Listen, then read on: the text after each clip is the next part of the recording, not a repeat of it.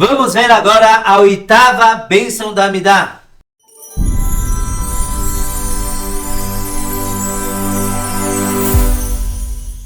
Nós vimos as últimas bênçãos, era a bênção da sabedoria, a bênção do perdão, do retorno a Deus e da Geulah, da salvação, da redenção. Agora, vamos ler a oitava bênção, Refaíno.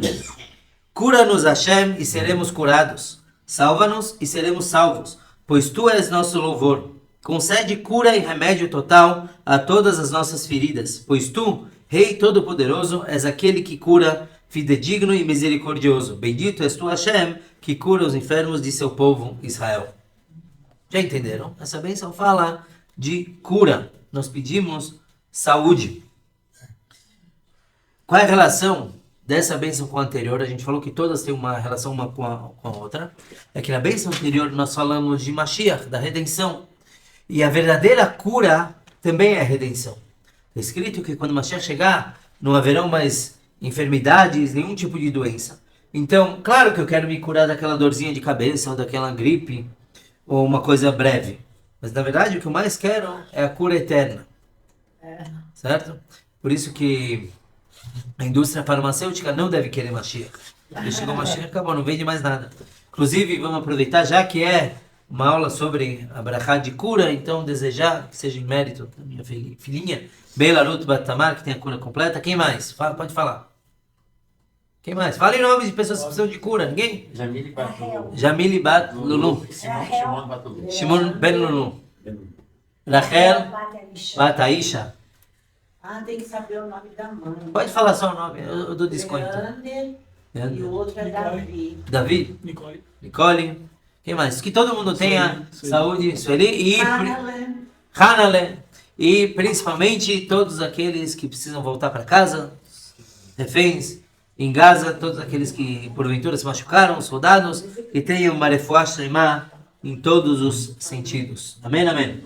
Bom, por que essa é a oitava bênção? O que tem o número 8? Os homens vão acertar rapidinho. O que é o número 8?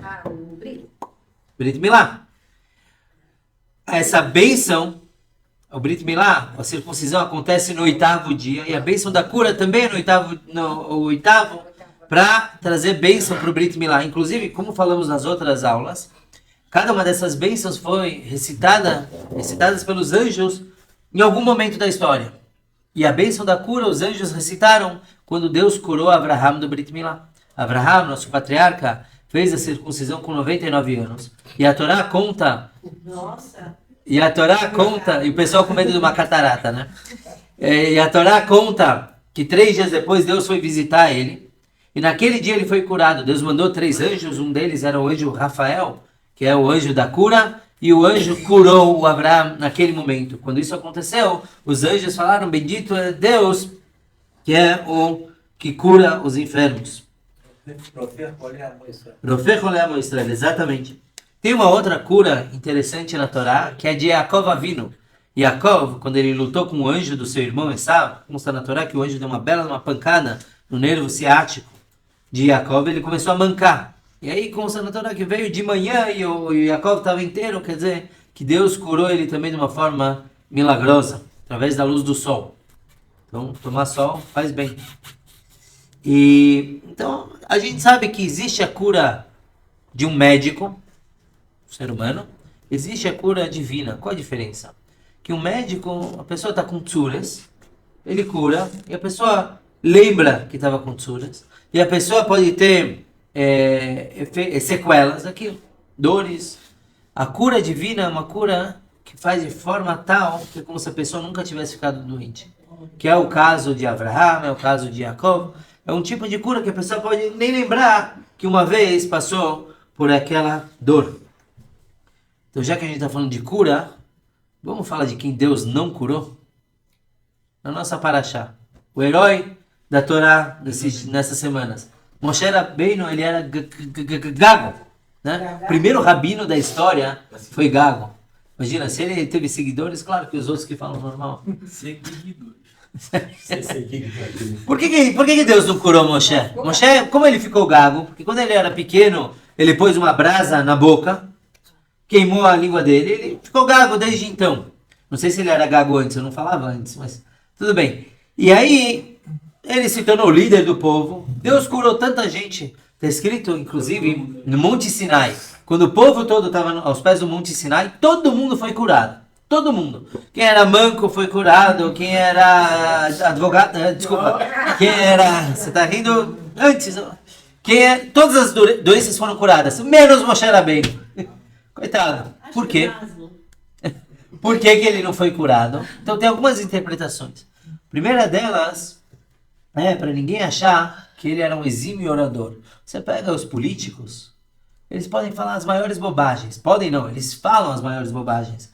E todo mundo aplaude, porque é uma oratória. Eles convencem as pessoas. Eu li recentemente um livro sobre o líder nazista, não vou nem falar o nome dele, mas que ele falava coisas toscas, grotescas, e as pessoas iam atrás, porque a oratória dele convenceu. Então, para que ninguém pense que Moshe Rabbeinu era simplesmente um exímio orador, então por isso que ele foi eleito, ele era gago. Ninguém deveria aguentar escutar ele falando. Ele ia falar para o faraó, o irmão traduzia. Porque... Mas antes gago do que mudo, né? Tem que perguntar para a esposa dele. Certo? Então, por que Hashem não curou Moshe? Para mostrar que Moshe era uma pessoa divina. Ele não convenceu, não conquistou o povo com palavras. Porque ele era, como ele mesmo diz na Torá, um homem de poucas palavras. Poucas, porque até acabar de falar. Para que ninguém pensasse, era como para mostrar que o Moshe era um homem escolhido por Deus. E não pelo povo. Não porque ele convenceu as pessoas. Ele não tinha esse poder de convencimento. Tanto que, quando Moshe Rabbeinu voltou pela primeira vez para o Egito, para tirar o povo, estava ele, o irmão dele Arão, e 70 anciãos do povo que se convenceram e foram com ele. Quando ele chegou no palácio do faraó para conversar, só era ele e o irmão. Os 70 anciãos fugiram. Quer dizer, ele não tinha o poder de convencimento. Mas na hora de se tornar o líder do povo, aí todo o povo foi atrás dele. E como é que ele se tornou um líder? Se ele não convencia ninguém? Porque o pessoal viu ele fazendo milagres. E outro motivo porque ele era gago consta nos Midrashim que quando ele falava a palavra de Deus, ele falava fluentemente. Ele não gaguejava. Quando era os 10 mandamentos, ou qualquer coisa que Deus mandou ele falar, ele não gaguejava. Então as pessoas sabiam muito bem que era Deus falando, como o Midrash conta, que Deus falava através da garganta do Moshe. Ele mesmo era gago. Só que na hora de falar, uma mensagem divina limpava. Por isso que Deus não curou. Não era apenas porque não passou o seguro dele, não pagou o plano. É porque era para ser exatamente assim.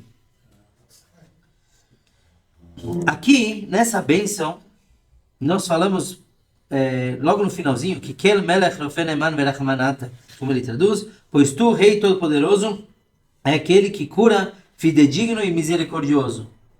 Por que ele tem que ter misericórdia? Tem que curar, shoy, ajudar. A pessoa está doente, que cure ela. Por que ele tem que ter misericórdia? Porque às vezes a cura é muito dolorida. Deus nos livre. Se a pessoa tem um membro já morreu, tem que cortar fora, amputar. Isso, a pessoa está curada, mas de uma forma muito penosa.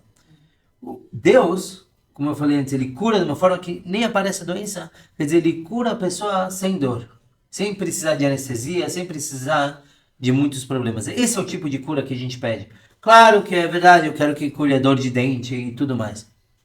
Entre parênteses, a Guimarães diz que tem só uma coisa, todas as doenças a pessoa pode falar que Deus mandou para ele. Dor de dente, dor de cabeça, tudo Deus mandou. Por que Deus manda a doença para a pessoa? Tem motivos, a gente já vai ver daqui a pouco. Mas tem uma doença, ou duas, que não está nas mãos de Deus. A Guimarães diz, Akol bidei shamayim chutz mitzini no pachim. Tudo está nas mãos de Deus, menos gripe e resfriado. Gripe e resfriado, a pessoa tem que tomar vergonha na cara, usar casaco, que a mãe mandava sair com casaquinho e ia de casa, põe o casaco, toma um chá e se cuida, não fica perto de quem está doente. Hã? Não enche, mas essa é a verdade, né? Então, gripe e resfriado, a pessoa não pode apontar, Deus, por que você fez isso comigo? Sim, querido, tá 5 graus lá fora, você saiu de camisetinha, não reclama, não fica perto. Por isso que, realmente, na época do Covid, as pessoas tomaram um distanciamento, isso foi importante para evitar contágio. Mas então, Deus ele consegue curar de forma misericordiosa sem que a pessoa sinta dor.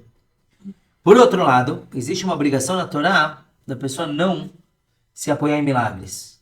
Se a pessoa está doente, tem que ir para o médico. Deus deu força para o médico curar. Então não é só virar, Deus me cura. Você já foi no médico? Já consultou? Tomou remédio? É uma obrigação da pessoa tomar cuidado consigo mesma, de se informar e tudo mais. Então, Deus é o curador, mas o médico é o mensageiro.